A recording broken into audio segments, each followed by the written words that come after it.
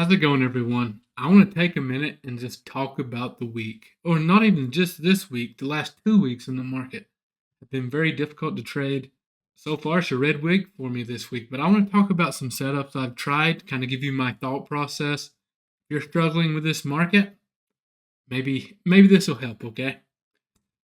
First thing I want to say, TradeZilla, I'm sure you're all familiar with them. Anyways, they had a post out, right?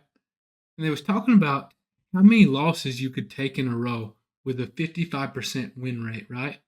It's like you could possibly take 7 losing trades in a row, right? And still be in that range. That helps put things in perspective in tough times. So if you have a strategy that's been working in the past, is having a hard time right now, I'm in the same boat. Let's talk about it. So let's just talk about a trade I tried. First off, I caught a winning trade pre-market. It was a very simple support bounce, basically looking for that previous day point of control.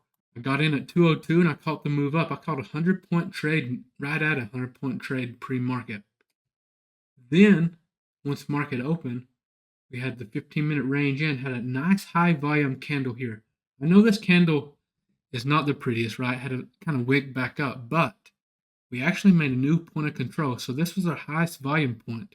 And the delta on this candle was negative, very strong negative delta. Literally looked like a great short setup. We pushed back up to this 15-minute range low area. I tried shorts, set my stop here. It pushed up, hit my stop, right? For me, when I take this type of setup, top of the confirmation candle is typically my stop. I did try this slider because I noticed the orb strategy has not been it in this market, at least not the way I use it. So I went lighter. We took this during the live, got stopped here. Then again, right through all this chop here, we finally got the breakout above this Asia high, increase in volume. Nothing crazy, but still higher volume than the past like 7 candles, right? We waited on the pullback to Asia high area. We tried longs, and it stopped us out, right? So anytime people ask me how I manage, like, do I quit using certain strategies?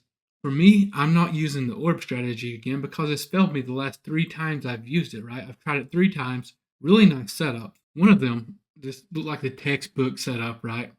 So what I do now, other than I plan on having a study session this weekend. I'm going to do it live with you all, probably on Sunday around noonish. We'll talk about that more as it gets closer. So for me, the orb strategy is no longer something I'm going to try until, I see it actually working out, respecting technicals, like we've been using it all year, right? Live trading together. I'm going to stick with supply and demand, and I'm still going to try a trend. I'm just going to be extra picky with that. All we can do in tough markets, right, is focus on risk management, focus on our execution, back test if we need to, make adjustments. But if it's just the market, we simply just have to, get through it. I'm kind of interested, how have you been dealing with this market? Has it been, fit your edge? You've been doing great? Or have you been having similar issues to me? Seems like every time I get into a good setup, a nice tweet to drop, some war news or something, which I'm not complaining. I'm just talking. You all know how the live trading sessions are.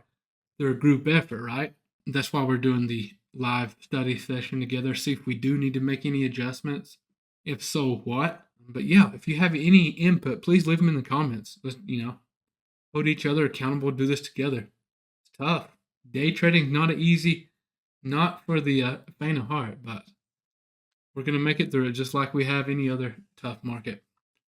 Appreciate you all for watching, and I'll see you next time.